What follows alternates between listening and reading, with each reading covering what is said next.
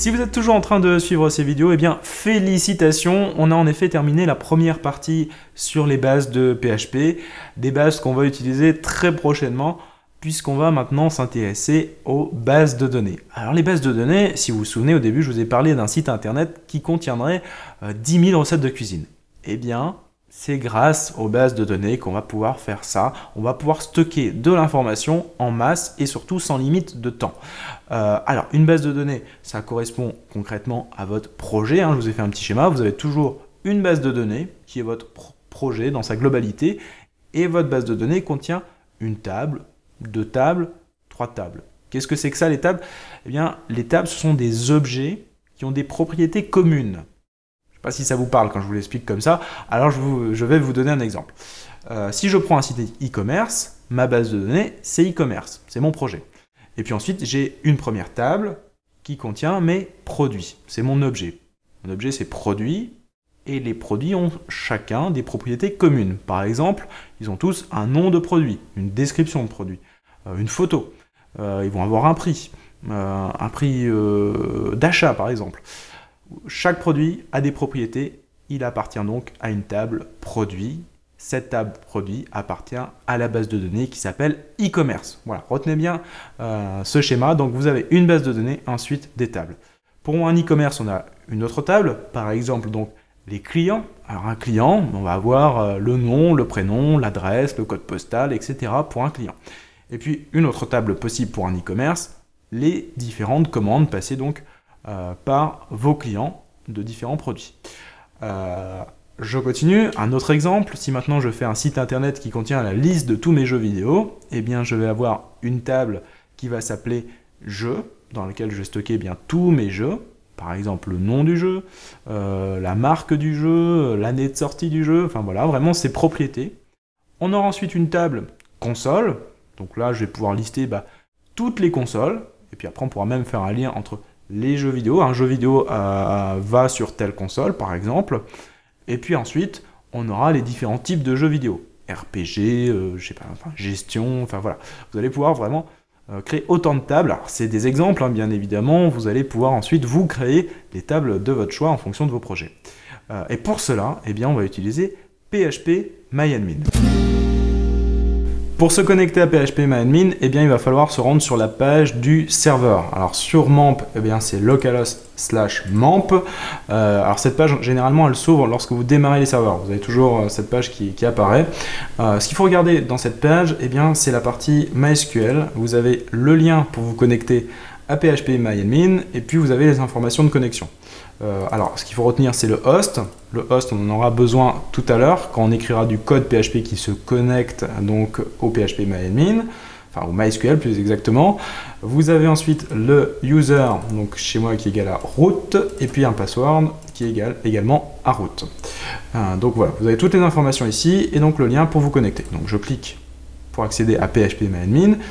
Me voilà dans l'interface de phpMyAdmin. Alors ce qu'on peut regarder ici dans les settings, vous avez possibilité de régler déjà la langue de votre phpMyAdmin. Donc moi je le passe en français, et puis là vous avez possibilité aussi de basculer sur d'autres thèmes.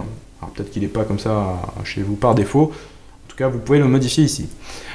Une fois qu'on a fait ça, on est connecté, on est prêt à créer notre base de données. Dans phpMyAdmin, vous avez, si vous regardez à gauche, un menu qui contient l'ensemble des bases présentes sur votre serveur. Donc moi j'ai information schéma, MySQL et performance schéma. Ce sont les bases par défaut, donc je ne vais pas y toucher. Par contre, on remarque tout en haut, vous avez un lien, nouvelle base de données. Donc on y va, on clique dessus, et là on va lui donner eh bien, un nom de base. Donc pour moi, on va appeler ça tuto par exemple, et puis on va lui dire créer. Et là, dans le menu à gauche, j'ai bien donc ma nouvelle base qui apparaît tuto. À savoir, pour modifier, renommer une base, on va pouvoir cliquer sur son nom et ensuite aller dans plus. Là, il y a un petit onglet plus, on clique dessus et ensuite on fait opération. Et là, vous avez possibilité de renommer votre base et également de la supprimer. Donc là, vous avez un lien en rouge, supprimer la base de données. On a une base de données, on va maintenant créer notre première table. Pour cela, eh bien, je clique dans le menu à gauche sur la base sur laquelle je veux travailler, tuto, et il me dit dans ma base tuto, je n'ai pas encore de table. En dessous, on me propose donc de créer une nouvelle table, c'est parti. Je vais l'appeler, eh bien, jeux, comme on avait vu dans le petit schéma tout à l'heure. On va créer la liste de tous mes jeux vidéo. Ensuite, il vous propose d'indiquer le nombre de colonnes pour cette table jeu. Donc le nombre de colonnes, ça correspond en fait au nombre de propriétés ou le nombre de champs. C'est la même chose, nombre de colonnes, nombre de propriétés ou nombre de champs, c'est pareil. Alors, j'en ai mis 4 pour l'instant, mais on peut réfléchir à qu'est-ce qu'on va vouloir stocker. Le nom du jeu, la date de sortie du jeu, et puis on ajoutera toujours sur nos tables, en tout cas pour l'instant, on va toujours ajouter une colonne qui sera l'identifiant du jeu. L'identifiant, c'est quelque chose d'unique qui va nous permettre d'être certain que chaque jeu a un code. Concrètement, ça veut dire que par exemple, si j'ajoute Zelda, je vais lui dire ça c'est le jeu numéro 1. Ça sera son identifiant. Et puis j'ajoute Mario, par exemple, là ça sera le jeu numéro 2. Et ainsi de suite, chaque jeu aura un code, un identifiant qui sera unique. Donc j'y vais, j'ajoute donc, on a dit le nom, la date de sortie et puis cet identifiant, ça fait 3 colonnes. Je fais exécuter et donc j'ajoute ici le nom de mes différentes colonnes, donc ID comme identifiant, le nom comme deuxième colonne, et puis troisième colonne, je vais appeler ça on a dit date de sortie. Date sortie.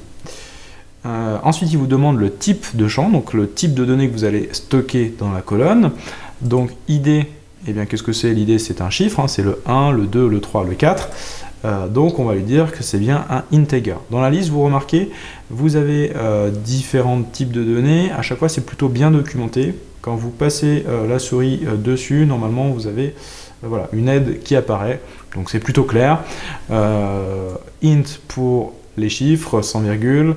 Varchar pour du texte relativement court, texte pour des textes beaucoup plus longs, date pour stocker une date, et puis après vous pouvez regarder le détail en fonction de vos besoins.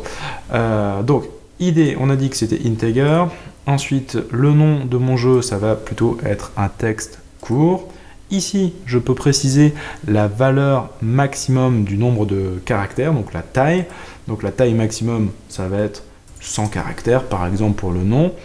Et ensuite, on a la date de sortie. Donc date de sortie, là, pas de doute, c'est un champ de type date. Tout à droite, il va falloir également configurer l'index. L'index, ça permet de spécifier quelle est la colonne qui correspond donc à l'identifiant. Donc dans mon cas, c'est la première. Et là, je vais aller lui dire que c'est un index primaire. Donc c'est le champ primaire.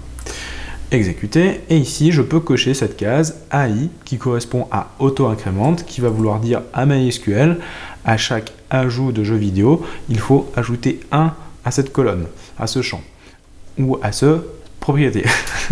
Voilà, les différentes appellations. Donc AI, on coche ici, donc ça veut dire que le premier jeu aura pour valeur 1, ensuite 2, 3, 4, et ainsi de suite. Je peux faire sauvegarder, et j'ai bien donc à gauche, dans le menu, dans la base tuto, une nouvelle table qui vient d'apparaître, donc qui s'appelle Jeux. Si je clique dessus, j'atterris sur la structure de ma table qui correspond en fait à mes différentes colonnes, donc où je retrouve ce que je viens de spécifier dans le formulaire de création, donc ID, nom et date de sortie.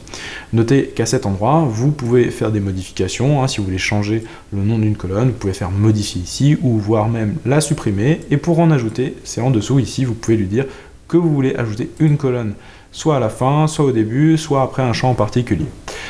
Notez également que vous pouvez une table la renommer. Pour cela, vous cliquez en haut à droite sur petit plus, comme pour la base, et on va aller chercher donc opération.